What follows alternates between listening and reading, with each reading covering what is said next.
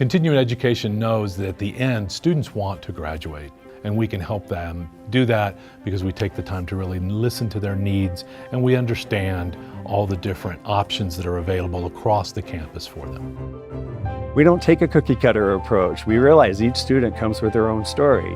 So whether it's a part-time student looking to complete a degree program or someone just looking for online courses, we're there to connect them to the resources of the university.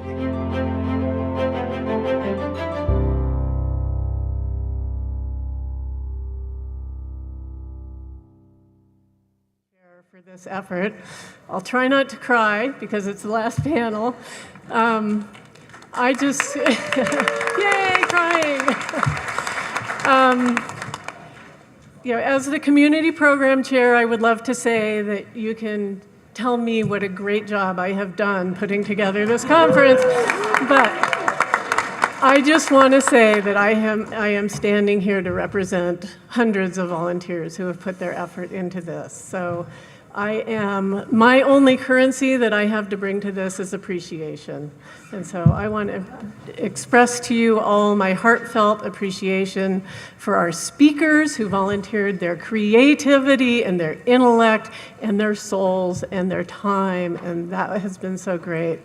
I really want to thank the university for their contribution, and although one might say this is their job, I know that all of the university folks who have been contributing to this have been putting in above and beyond what would be required of a job, and so they also are our volunteers in many ways.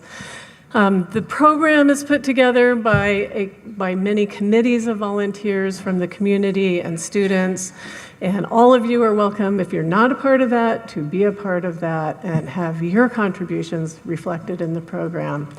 Housers, there's so many ways to just thank you all for all of what you did to make this happen. And I just want to say, I think of CWA as magic. That's why I am doing this job. There are not very many conferences that I have ever been to in my professional career where the speakers have said, this brought me joy, or this conference is magic. This one is really unique, and I really appreciate that. You guys. I would love to say I have all sorts of prepared comments, but of course this is CWA, and so I'm kind of up here winging it. So we have a process that we use to get to our programming, and then we have a few traditions, and one of them is that we pay a little bit of tribute to longtime CWA participant Molly Ivins, and yay for those of you who remember.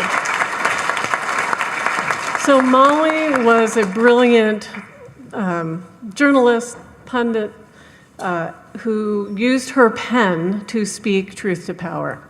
And she was just such a wonderful contributor to CWA. Her mantra was, raise hell, work hard, and have fun.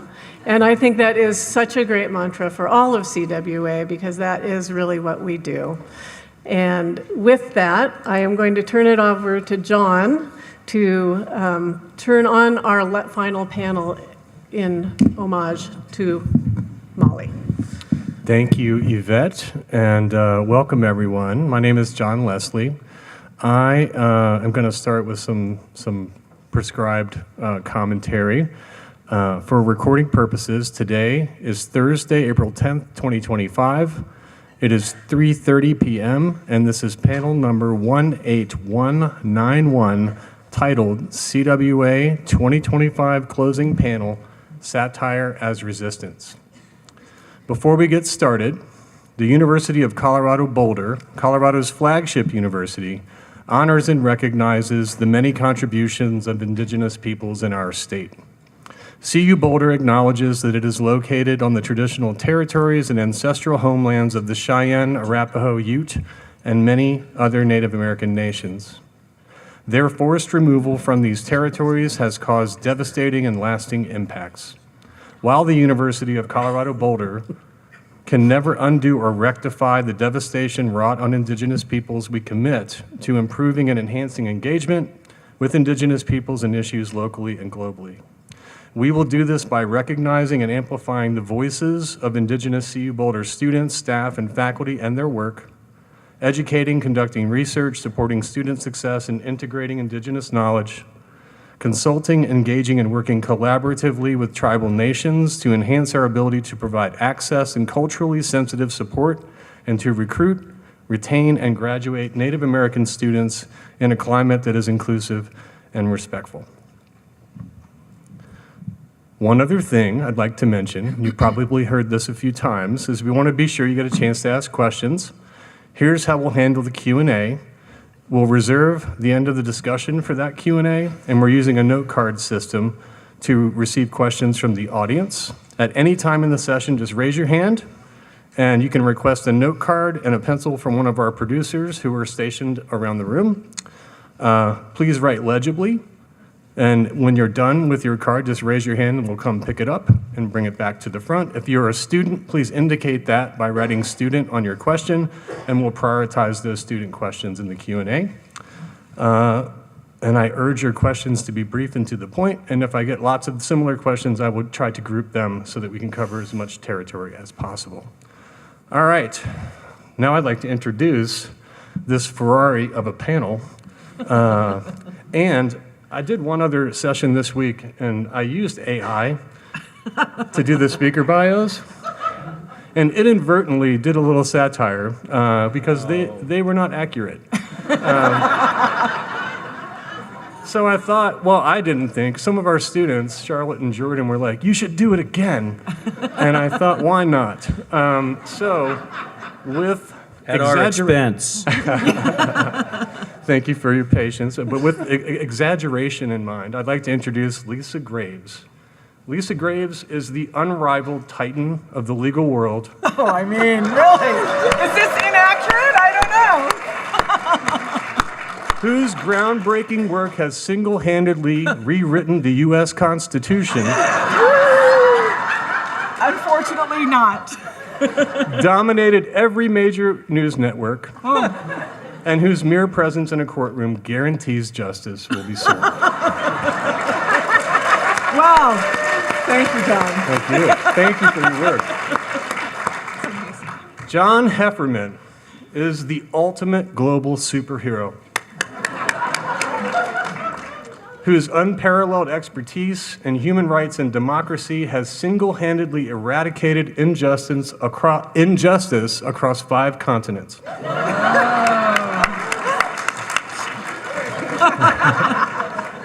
John is the first person called upon to save the world in any crisis. Which brings me to Kate Schatz, the revolutionary literary genius whose books have sparked global movements, transformed societal norms, and whose teachings on race, gender, and social justice have made her the most influential voice of our generation.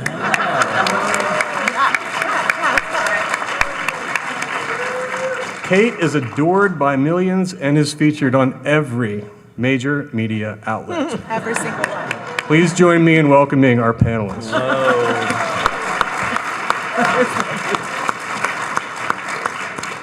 I need to share that bio with my kids. I will email it to you. Yeah, this is the one panel that my son didn't come with. Well, we have a live stream recording, so we can have some fun with that. Just in preparing to get the conversation going, I wanted to give you all the opportunity to ask each other maybe questions you might want to know. What do you want to learn from each other in the course of this conversation about using humor to resist or be resilient in the face of challenges? Who would like to start that? John, how does humor go over in Hollywood? How would I know about Hollywood? Yes, I just made a movie. Thank you. That was such a great toss. Thank you very much.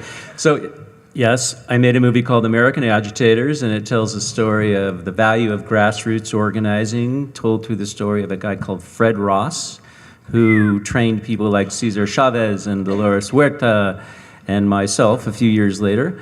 And he was all about systemic change and desegregating schools in Orange County, California, working in the 30s, 40s against fascism, Nazism, McCarthyism, and creating change. So it's an inspiring film.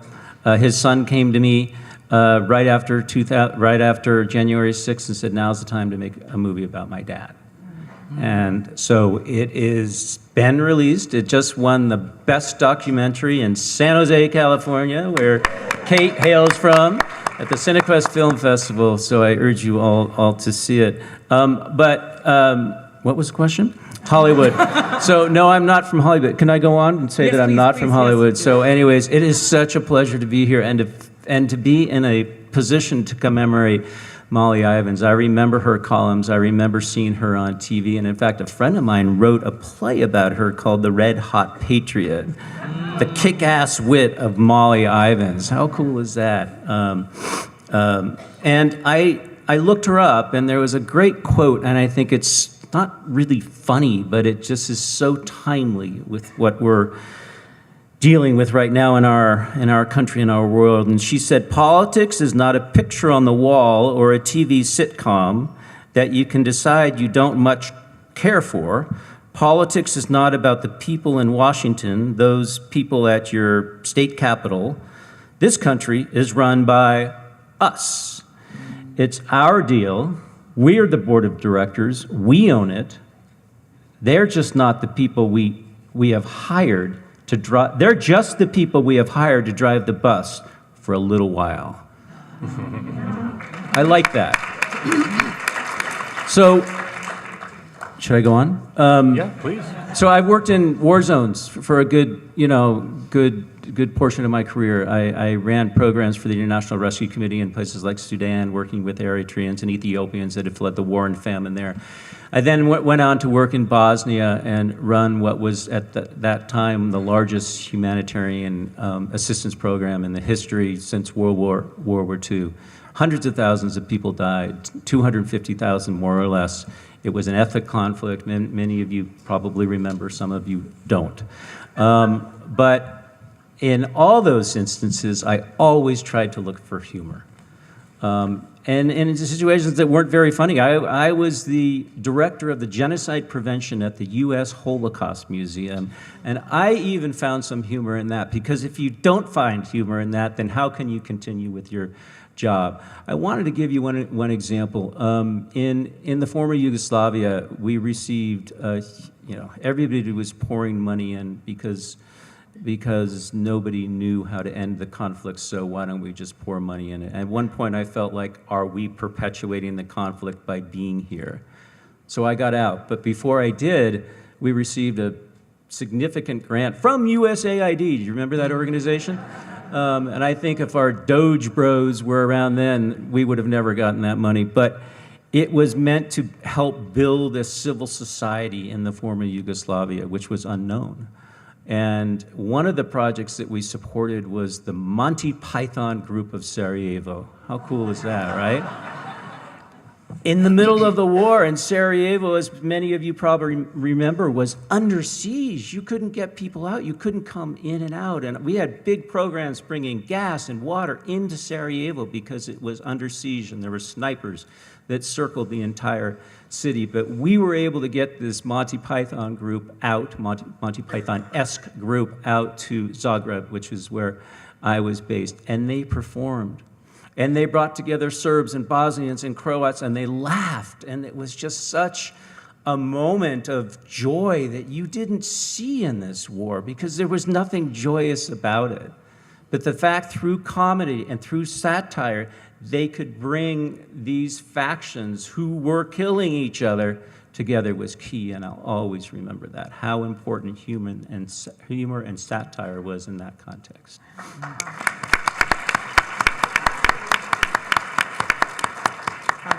Lisa, I have a question for you. I know that you've done a lot of research and work around Project 2025. What's the funniest part of Project 2025? Is there anything that just make you like, where you just have to laugh at it? Wow, that is the hardest question I've ever received. So in November of 2023, I began a project to drag Project 2025 into the sunlight. It was just after the Heritage Foundation had issued it, and I'd seen it before when I was at the Justice Department in 2001 for the orderly transition in government, when guys like Ted Cruz and others came in for the Bush administration with the Heritage Foundation's blueprint for what they wanted to dismantle back then in 2001. But this thing was like that on steroids. It was more than 900 pages. It was really elaborate in terms of its prescriptions. Despite the deceptive claims of Donald Trump that he had nothing to do with it. In fact, he had gone to the Heritage Foundation, flown in the private jet with the leader of the Heritage Foundation, spoke at an event with a heritage placard behind him saying, they're going to fill in the details. And then obviously on the campaign, he said, what? I had no idea. I'd never seen a thing like this. And then now we're seeing substantial parts of it being implemented in these past 75 days. There are a lot of really terrible and outrageous things in there, and I've written about some of them, and if you want to know more, I'll tell you. But the thing that I suppose surprised me the most was that there's in the chapter on Health and Human Services, and they have all these prescriptions. They want to re-invoke the Comstock Act to bar the mailing of the abortion pill. They want to change this and that. And then they have this line where they talk about how they want to ban in vitro fertilization where you use an egg and a sperm and maybe a different sperm or a different egg to deal with a genetic anomaly. And they say that is because the Bible commands that a person can only have a mother and father as a parent. And so they basically are trying to regulate the in vitro fertilization process to address issues in terms of trying people who want to have children, and they're importing in a biblical idea that in vitro fertilization you can't have two moms. See, just can't have two moms. So that was for very interventionist. Of course, then Trump, when he was confronted with some of these anti-in vitro fertilization things, gave this speech at I think it was actually during the debate where he said that he was the great fertilizer or something. Yeah, I remember that. Because he loves women. I love women. I took fertilizer in a different sense. So, anyway.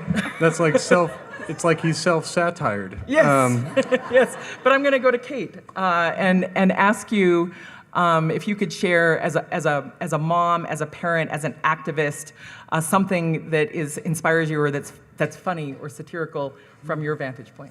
Oh, I really appreciate this whole panel and this premise because I think that I'm someone who's always really liked to laugh and has made a lot of jokes and has gotten up and just speak about very serious issues. And has made jokes, and I think I've often felt like that was not okay or it was inappropriate.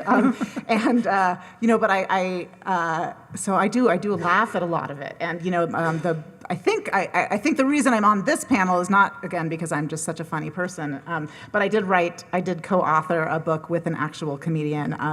With W. Kamau Bell, and the book is called Do the Work, and it's, as far as we know, the world's only anti-racist activity book for adults. And it's a book that, that we basically tried to find a way to make talking about white supremacy and race and racism, and specifically what white people need to do better. And we tried to make that funny. So it was a really good experience to work with I just think I'm funny. I actually got to work with someone who is an actual stand-up comedian by trade. And we were able to really go there in a lot of places. We were writing it in the wake of the murder of George Floyd. We always like to tell people we had a deadline for our manuscript on January 6th. We didn't meet that deadline. We had to email our editor and say, we're watching some things unfold that might need to go in the book. Another chapter. Hilarious. But I think I'm glad you brought up. I'm not glad you brought up the Comstock Act. I'm not glad that that's in the Project 2025, but I think one of my favorite quotes about the role of humor and laughter and joy in change making, of course, comes from the revolutionary Emma Goldman, who famously said that if I can't dance, I don't want to be part of your revolution. And as the story goes, and she wrote about it in her memoir, that she was dancing at a party and she was scolded by someone else in the movement for having fun. And that was her response, was no way, and then she is someone who was famously jailed for violating the Comstock Act because she was writing about and distributing contraceptives in New York City in the Lower East Side in the 19th century.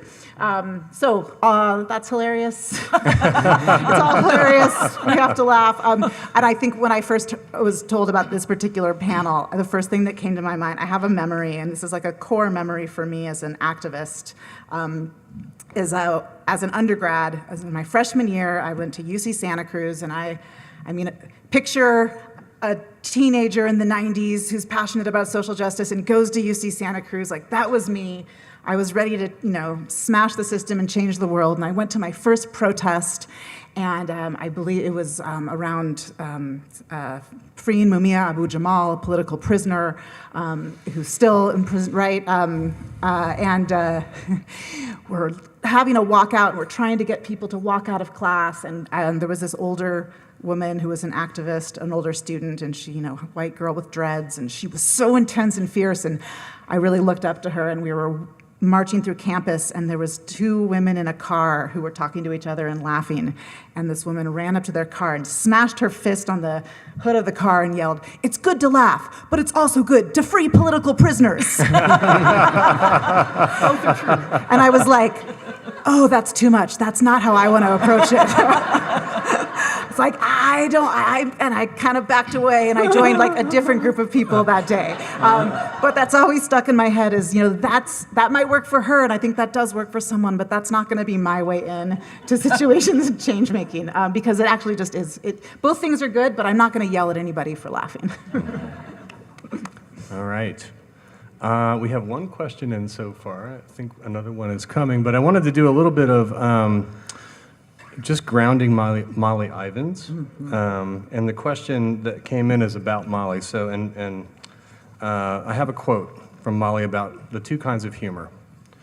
One kind makes us chuckle about our foibles and our shared humanity, kind of like, if you know the reference, what Garrison Keillor does. The other kind holds people up to public contempt and ridicule. That's what I do. Satire is traditionally the weapon of the powerless against the powerful. I only aim at the powerful. When satire is aimed at the powerless, it is not only cruel, Yes. it's vulgar. End quote. The question, what would Molly Ivins ask of us now, and how are we doing?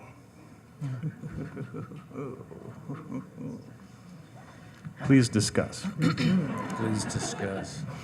I mean, I think she'd be endorsing this panel. Yeah, But if she were here, she would be here, obviously. Yeah. She's one of my heroes. I just loved how she spoke truth to power, and with such wit and brilliance. So I think, I think she would be expecting us to have a lot more fun satirizing these, in my opinion, buffoons. That's a controversial opinion, right? I think that, so I was thinking about this panel, and I don't think I'm allowed to curse, but you know how they If say. you do, I will. I will too. I've been waiting all week. Well, am I allowed to curse? I mean, this is a free expression zone. Yeah. I mean, We've had some cursing in other panels. All right. I can vouch for that. But do as you will. Well, you know how it's sort of vogue for the right to say to people, "Fuck your pronouns." I was thinking, why are we calling it Doge? Fuck his pronouns. It's dodgy.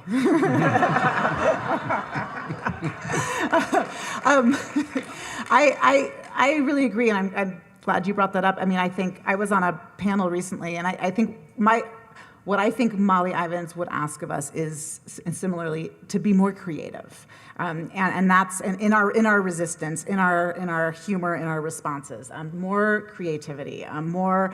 And I was in a talk recently at a graduate school at UC Berkeley, and people were asking about attacks on DEI. And so I was like, look, why don't we just start calling it something else? Like, come on, we're creative. Like, the Department of Educational interest, you know? I mean, and how can we start coming up with like these, they're so concerned with these acronyms. We'll make it stand for something else. Like, how do we get creative? And, I mean, certainly I was out at the protests last Saturday in Oakland. There were protests around the country, but I saw so many good signs. So many good signs, right? Good signs. And like that, I felt like I wanted to see that creativity and that level of humor and outside of just that day. Like seeing, thousands of people with their very, very clever signs, the Third Reich, right? Great, I can't even remember all the great ones, but I wanted to see them not just on this one day. I want to see them wheat pasted to sides of buildings. I want to see them spray painted. I'm not opposed to graffiti when it's used for political strategy. I want to see it on T-shirts and on signs. I want to see more of that. So I think more creativity, more grassroots, more people. I mean, I've been really moved, I will say, by the growing protests outside of Tesla dealerships. In many of the cities where they've been happening, it started with one person showing up. I was just talking to someone the other day who works across the street from one, and it said, a few weeks ago it was one guy with a sign, and then the next week there was 5 people with a sign, and now there's hundreds of people showing up every week. So one, creativity, and 2, maybe in the spirit of Molly Ivins, the willingness to just go there and be bold and to maybe be the only one, right? Maybe be the only one out there holding the sign, and not being afraid in that respect. So, just to play on the Tesla thing, so my daughter who lives in San Francisco was walking her enormous Mamera sheepdog. Has anybody ever seen? I mean, they're just a massive dog, and her dog's name is Frida. And Frida decided to take a dump right under the tire of a Tesla. And she sends this picture to my wife and I and her sisters and says, "What should I do?" Now, I think, I was recently at a it was referred to as a teach-in at Politics and Prose. I don't know how many people have been there in D.C. It's a wonderful independent bookstore, and people like Jamie Raskin was there, and David Colt, a former ACLU professor at Georgetown, and Skye Perryman, who is with Democracy of War, who's really leading the cause in terms of the litigation against, and sometimes winning against the administration. And somebody asked the question of Raskin when it came time for Q&A, said, so, what should we do? And his first thing that he said was self-care. Because he said, this is going to be a long haul. These are dark times. And I think that humor plays such an enormous role in it. For me, it's I can't stay up past 11:30 anymore, but it's taking advantage of all those late night shows. There is so much fodder out there, and I think Molly Ivins would say, if you don't take advantage of that fodder, then we're really screwing up. All right, thank you. We're going to come back to late night shows because we do have a question on that topic, but we're going to get some student questions in first. From a student, how do you balance humor with remaining respectful of the issue you are addressing or the people who might disagree or be indifferent? Well, I'm not a prop comic, but I did bring a prop. I thought maybe you were car shopping. Yes. Yes. So there's a right-wing group that's now litigating a case before the Supreme Court. It's called Consumer Research. It was really like a zombie group. It died over a decade ago, and then was resurrected by this billionaire named Barry Seid, who you may have heard gave Leonard Leo more than $1 billion, the guy who packed the Supreme Court, in order to advance his agenda to regress our laws. Consumers Research sort of gets away in a way with its name because it's confused with Consumer Reports. Now, Consumer Reports, you may subscribe, because I subscribe, obviously, because I want to know what's happening. And this write-up in Consumer, which is one of the straightest, non-political, straight-up, amazing, information for buying things. Its write-up of the Tesla Cybertruck warrants a public reading. By Consumer Reports. The Cybertruck features a polarizing, angular design and paintless, I thought it said pointless the first time I read it. Paintless, alloy body panels. It has an estimated range of 325 miles. The controls are highly distracting, partly because the turn signals, wipers, and high beams are controlled by buttons on a tiny squarish steering wheel. Who wants that kind of car? A tiny squarish steering wheel, and where steering wheel adjustments are done through the screen. The truck is very quick and relatively nimble, but the steering is non-linear.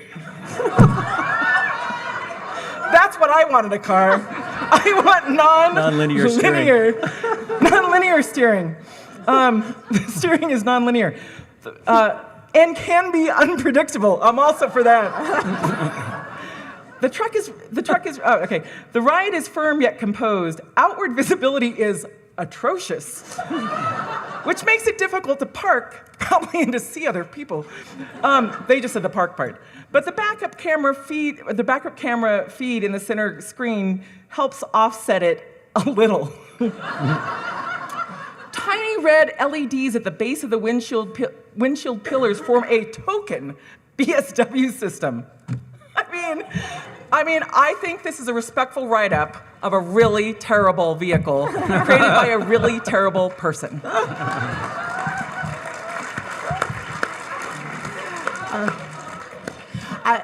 To go back to your question, Lisa, that you asked about like things that I find funny as a parent. Also, and my kids think Cybertrucks are so ugly and funny, and I love it. They point them out and laugh at them, and I love that. I think this is such a great question, and I will say, in writing Do the Work with COWA, we were constantly thinking of how we toe the line of humor and being serious. And we weren't even towing it. We were kind of like consistently hopping back and forth over it. And I think one way that we tried to do that, one is just kind of balance. So in our book, we were really trying to think like, if we've got a page that's really jokey, like, where we're really kind of messing around and making a lot of jokes, we made sure that, on the next page, you're hit with like, okay, boom, like something pretty real. Our tagline for the book, unofficial, because it involves a swear word, is that we wanted the book to be funny but not effing around. That's our unofficial tagline. Because, so we were constantly trying to balance, how do we be fun, how do we, we kind of bring people in and making jokes about systemic racism, ha ha ha, not funny, and then how do we land that by making sure that we're grounding it and the severity of that. And to the point about, the target of the jokes, and again, I learned so much from working with Kamau, an actual comedian, but he's very committed to never punching down, which is, to go back to this idea of what Molly Ivins said about the powerful. He never punches down in his comedy. And so you're never, the target, so I think it's about who's the target of your joke, right? And I think I will just say, like, this is where Chappelle goes so wrong and his obsession with talking about trans people. That is a great classic example of irresponsible punching down. Like, you're already so funny, dude. Like, why are you going to keep doing that? And I think, so keeping that in mind when you're making those jokes, is there a butt of the joke? Am I directing it at someone, and is it punching down or is it punching up? Thanks for that.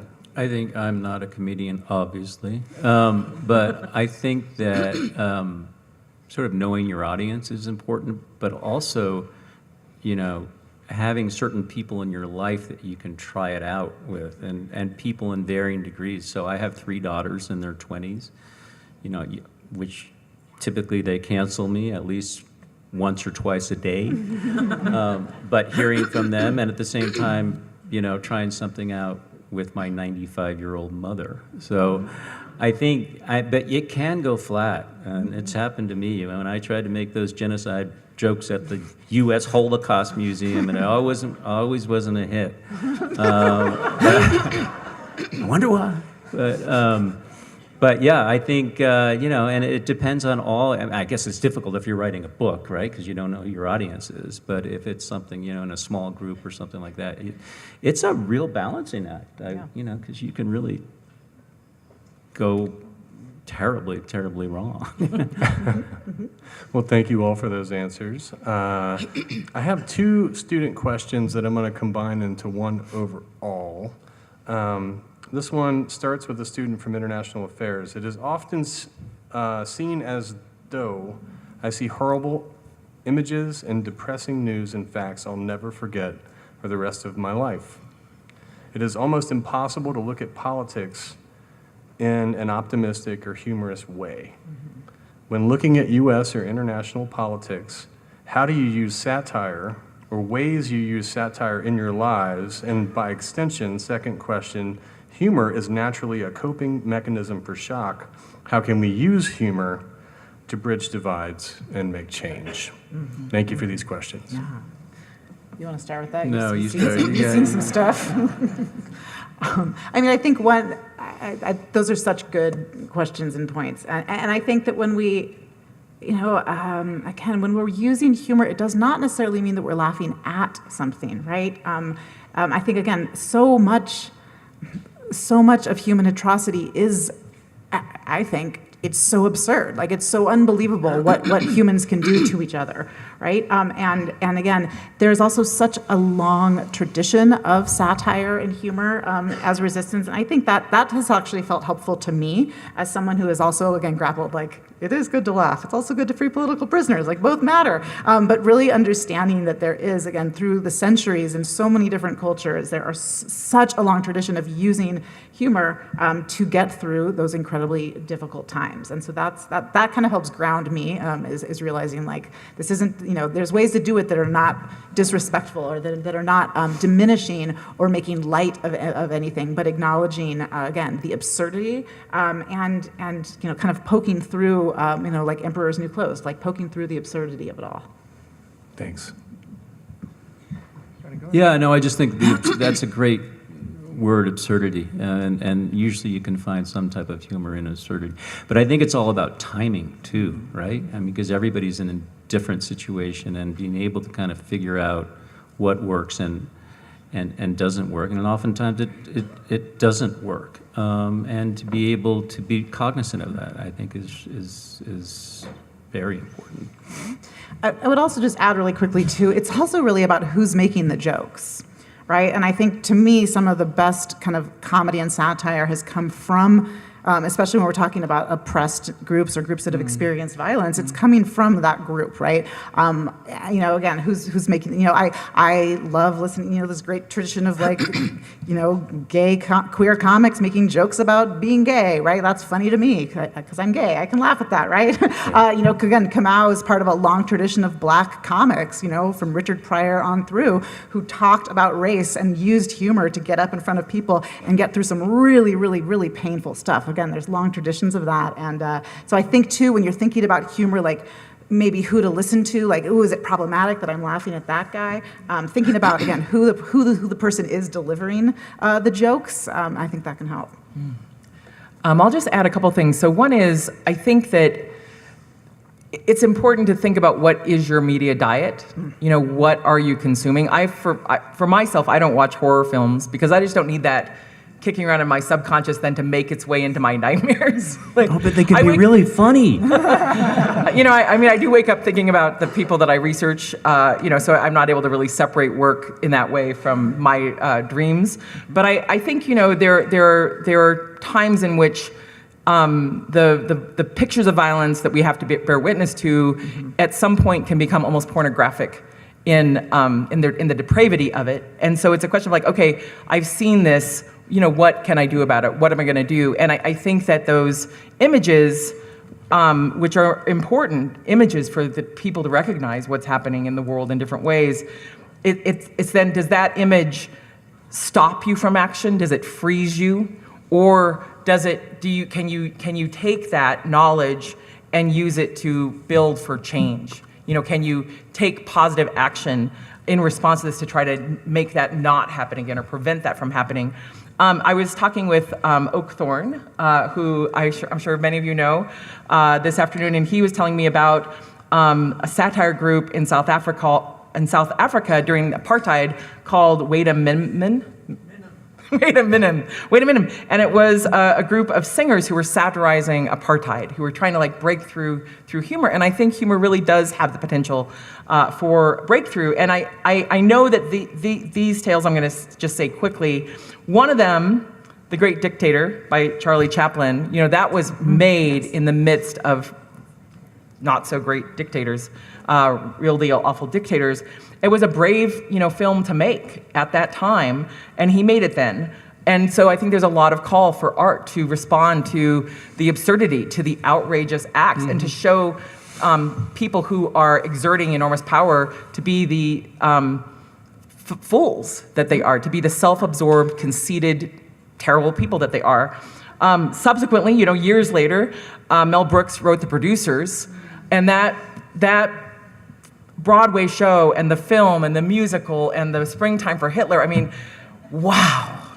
That satire of Hitler, I don't wish he were alive, but I wish that he could have seen that, because it's just so potently humiliating of him, and rightly so.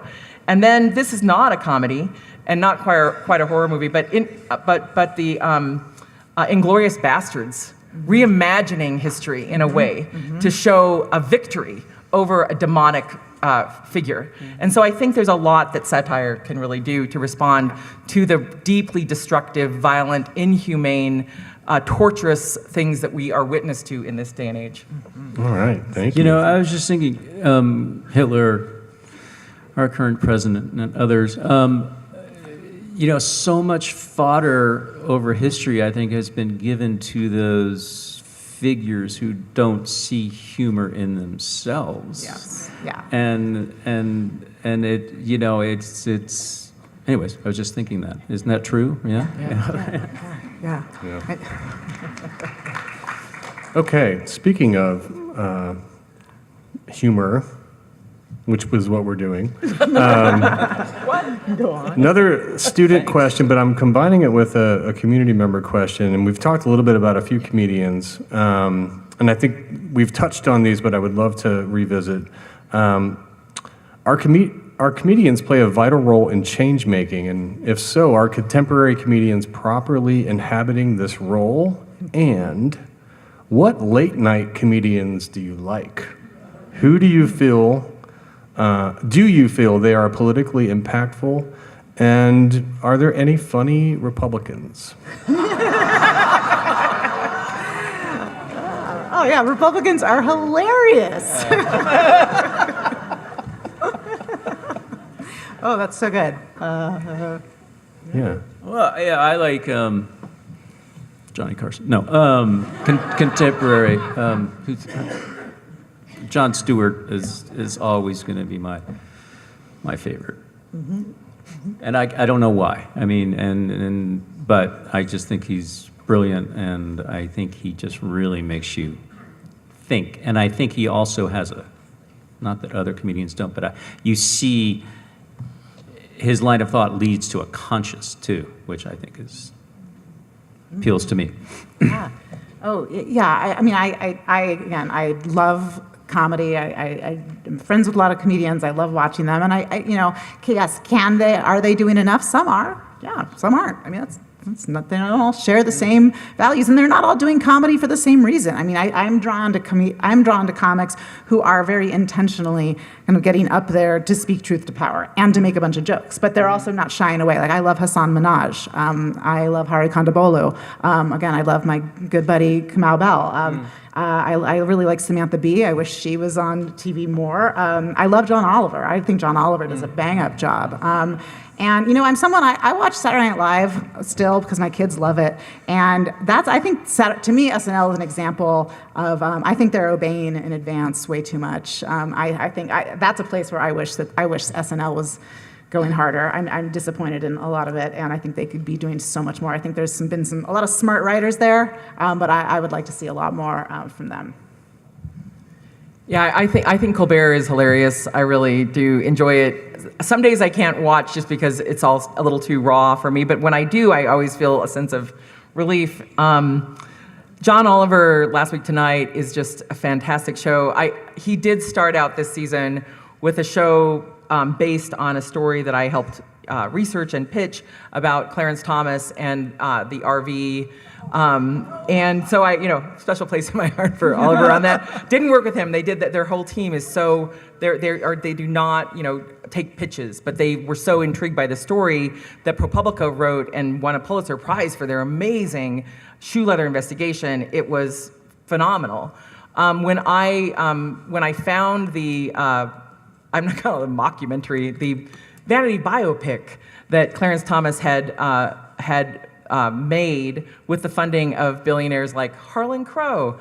That biopic had this line where Clarence Thomas is saying, I'm just a man of the people, and I love my RV, and I love my RV so much that I love parking in the parking lot of Walmart more than going to beaches. Meanwhile, one of the billionaires underwriting the film about his common roots were flying him around the world on private jets, luxury private jets, and mega yachts to New Zealand, as ProPublica uncovered, and Greece. Shipping the yacht to Greece, because he's a man of the people, and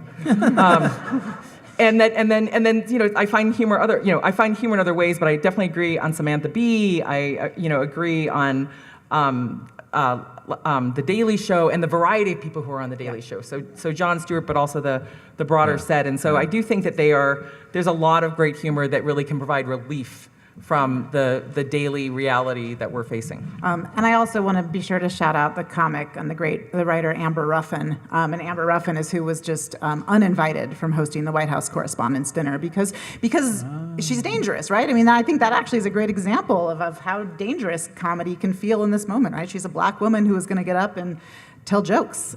So she was uninvited. I'm surprised that they're still having the dinner. I know. Yeah. Mm-hmm.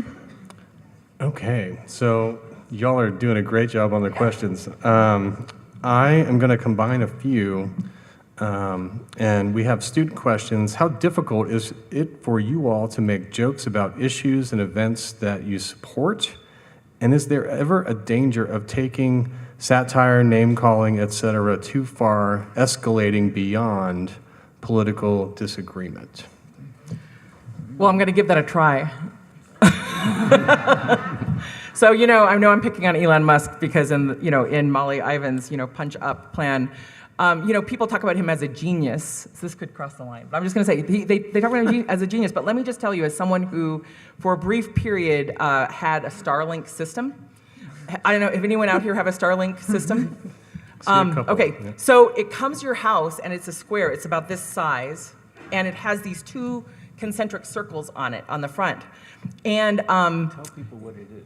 So Starlink is a way, if you live in a rural area, for you to get internet, but I don't recommend it. So this box comes. It's sort of like your cable box when you have internet in your house. These two circles have no meaning. They're his ambition for Mars. So he has designed a box for you to plug in your internet to.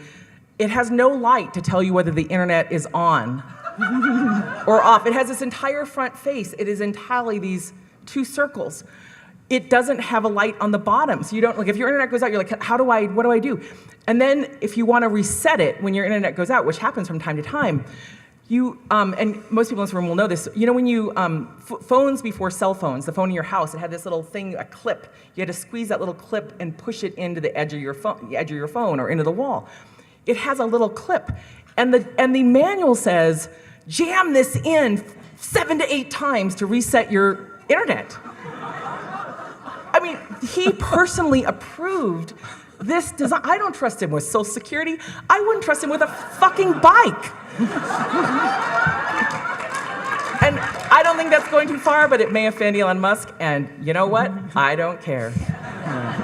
Or with a chainsaw, right? That was the most uncool thing I've ever seen. Every time you pick up the mic on the stand, I think you're going to drop it after one of these comments. Anyone want to follow that amazing answer? Yeah. I think I just forgot what the question was. I was so distracted by the Elon Musk. Yeah. Does it travel the line to offense? Yeah. I mean, so here's what I wanted to say. In terms of the danger of kind of making jokes, right? I want to be very, I would not have written a book, a humorous take on white supremacy, without a black co-author, collaborator, who is a very good friend of mine, with whom I have a lot of trust. A big part of our process in the book is that we are good friends and we have built trust and that we can talk to each other, because throughout the book there's a dialogue between us. It's kind of a written dialogue of us kind of talking back and forth about his experiences as a black man, mine as a white woman, and sometimes we're making jokes and sometimes we're really serious, and that's kind of the glue glue for the book, and that partnership and that trust, created the space where it felt safe for us to be making jokes that I otherwise would not be making. Right, I'm very conscious of my audience, but I also still am very interested in using humor again to talk about race, sometimes in self-deprecating ways of myself as a white person, can kind of break the ice in some situations that way. So it's about being strategic, and knowing when and how to kind of make the jokes, what trust you have with the other people in the space, and how to navigate that. I also think it's important too, because I did talk about being self-deprecating and using humor in that way, but not to do that too much. And I do actually really think that women do. I think that that's a tendency that women have, is to really self-deprecate. And sometimes we do it in a humorous, satirical way, or like, oh, I'm a woman, I'm just an idiot, I can't drive, ha ha ha. And like right, that can be funny if we're playing on those stereotypes, but there's also a way in which if we do it too much, we're just kind of reinforcing those ridiculous stereotypes and sometimes some internalized misogyny that we have. So I always feel cautious of that as well. Yeah, I feel like that too as an old white guy. No, I think that you need to be respectful, but you also have to recognize that not everybody's going to agree with you. You can't please everybody, and because then I think if you try to do that, then that edge, and again, you're speaking to somebody who really knows nothing about comedy, but I think that edge is important for you to be funny to others, but not everybody is going to think the same way. Yeah, and I actually meant to answer the question of, is there a Republican I find funny who's a comedian? And I'm going to date myself by saying, you might be a redneck. Oh, Jeff Foxworthy. Yes. Yeah. He was funny. Yeah. All right. How did I miss that one? Who's Jeff Foxworthy? Oh, God. You might be a red. We actually riffed on that in our book. We have you might be an anti-racist if. You might be. I want to just quickly add, though, because I think this is really, really important, and I write about this a lot in the book, is I think equally important as making the jokes is knowing what to do when your joke doesn't land, right? When you mess up, right? Because that is one of the things that holds people back so much from talking and maybe making jokes, or even just talking again about race, about controversial issues, is we are worried about offending each other, about saying the wrong thing. And so understanding how to just own it, like if you get it wrong, if your kids cancel you, right? When, what does it look like to actually understand and to apologize and to repair, and to not just dig in, which is often the case. Yeah. Nice. Yeah. Good? No, good. Okay. Good. We're going to move to the next question. Humor can heal, but can humor be used to get people to hear a message that they would otherwise be resistant to? Yes. Yes. I mean, we could say more, but yes. Yeah. We're going to go a little bit deeper. Because it's unexpected, right? I mean, you're in a totally different space than you're expecting, and so to hear it from that perspective, makes you open to something that perhaps you wouldn't otherwise be. Yeah, you might be an anti-racist if. You might be a redneck if. Here's another one. This is a student question. I'm not going to curse, but I'll refer to the curse word differently. Take away the right to say F. You take away. That was creative. Come on. Thank you. Thank you. Call it G.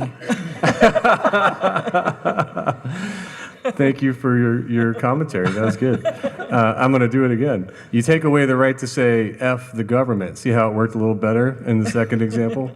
How do you keep out of the depressive aspect? If I'm not laughing, I'd be crying. Like gallows humor. Like, how is that a useful tool when faced with a challenging situation?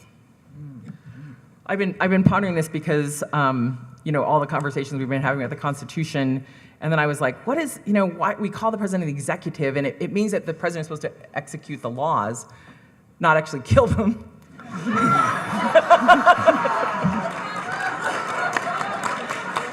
I really just thought of that this afternoon. You did that? But then I looked at what is the origin of this? It's from the 1640s. It means that you're capable of performance.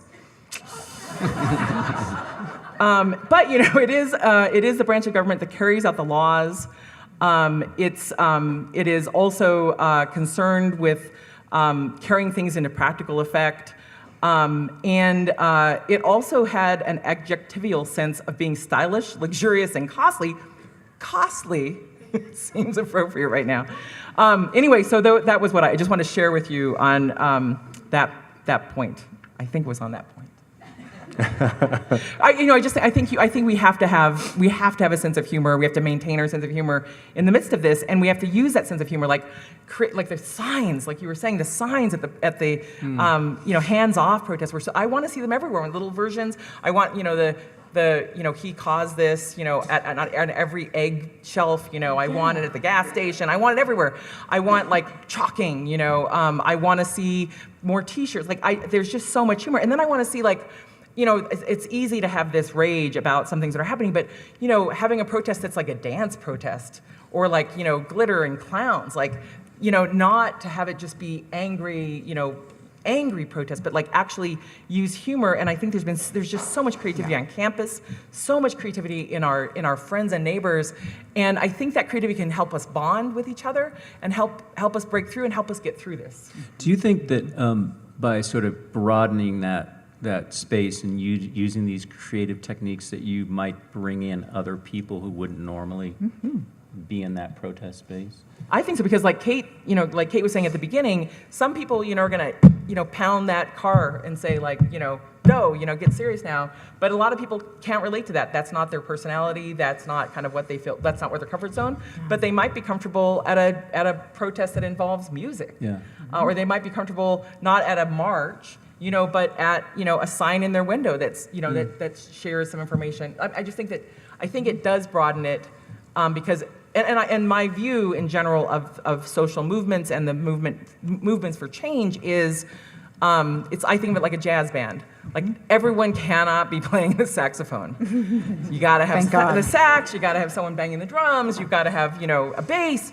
In order for us to succeed in these movements, in this effort for change, different people have to be hitting different notes, playing different instruments. And if we're sort of on the same page, that's why I say jazz versus a marching band, then there's room for riffing, room for people to be like, I'm going to take the lead on the glitter protest. But you're not into glitter, that's okay. You do this other thing. And we're all trying to raise awareness and bring some joy to dark times. Yep. And joy is an act of resistance. And I think it always has been, but I think especially right now, queer joy, black joy, right? The communities who are being most targeted, right? To be out in space together, to be joyful, to be laughing, to be either laughing at these fools or just laughing with each other, and have it be not even about them. It's really powerful, and it means a lot. And so I think when we think about resistance and what protests and what it means to kind of show up again, these spaces that are celebratory. The night, the day that Trump declared himself in charge of the Kennedy Center and all that went down with the Kennedy Center. Kamau, my collaborator, was on a flight to DC to perform that night at the Kennedy Center.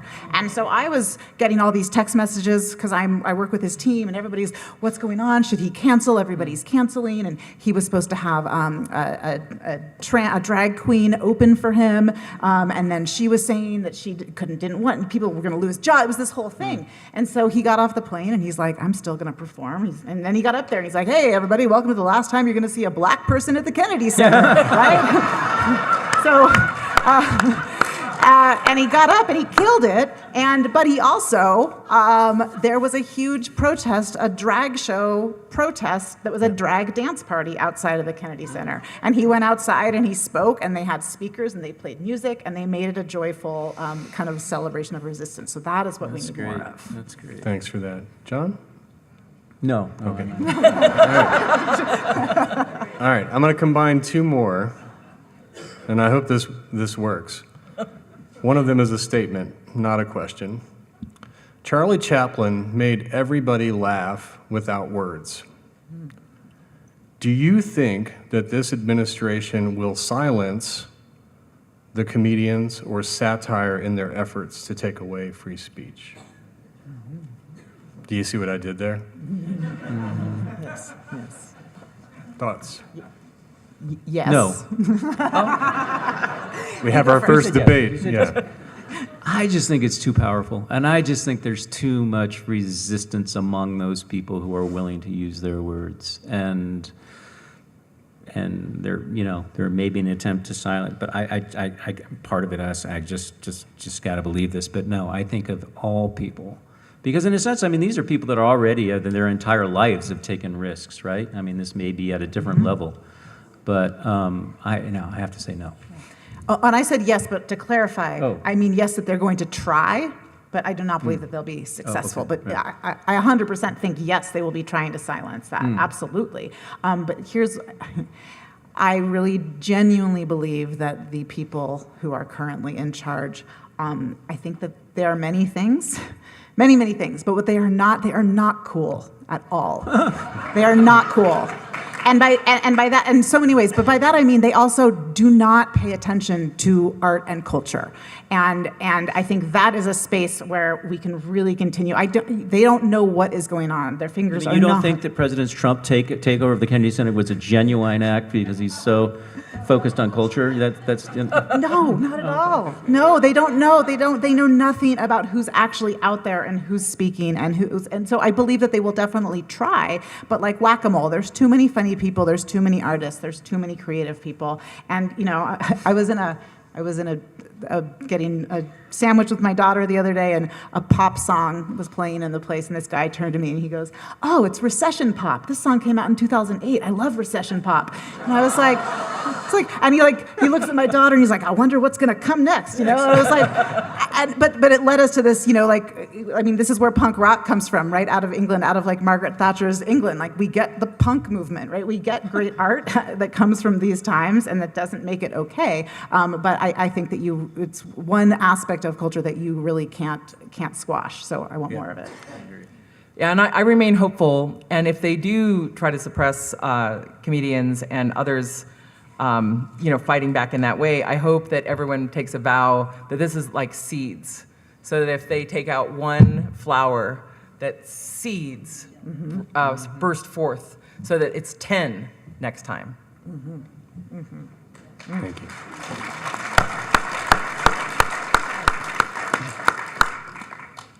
All right, we have another student question. Yes, student questions. The best part about humor is that it draws on the diverse experiences of others. Do you believe cancel culture inhibits the ability of others to share their experiences that vastly differ from other folks? The cancel culture question.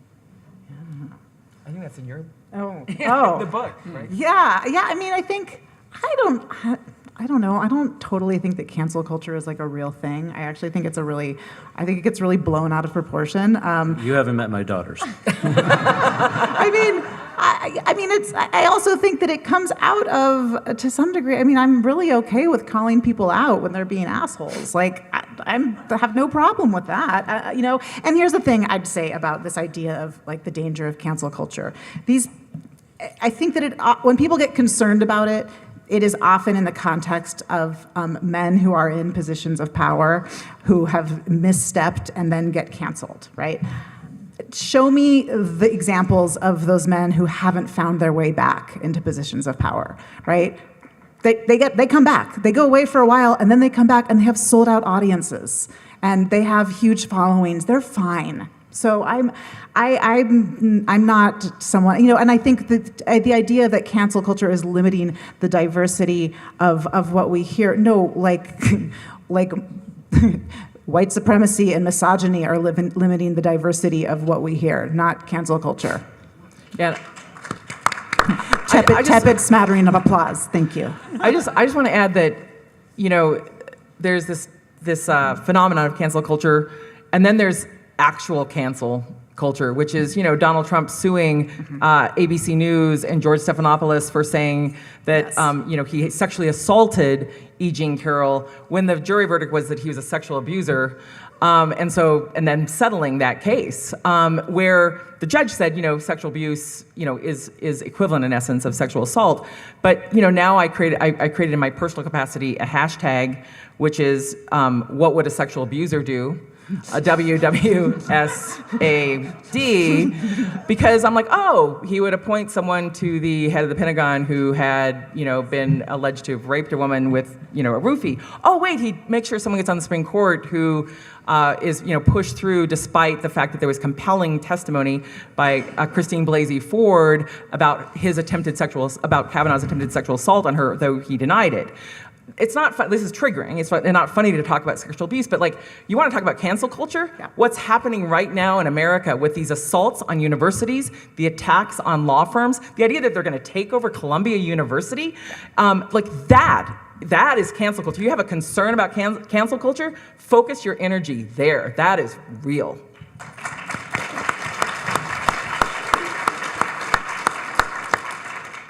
I have just been informed we are over time, so I would like to thank our panelists, and will you please join me? I could have done this for longer, but thank you all so very much. Well done. Sorry for the F-bomb. There were only two. Continuing education knows that at the end, students want to graduate, and we can help them do that because we take the time to really listen to their needs, and we understand all the different options that are available across the campus for them. We don't take a cookie cutter approach. We realize each student comes with their own story. So whether it's a part-time student looking to complete a degree program or someone just looking for online courses, we're there to connect them to the resources of the university.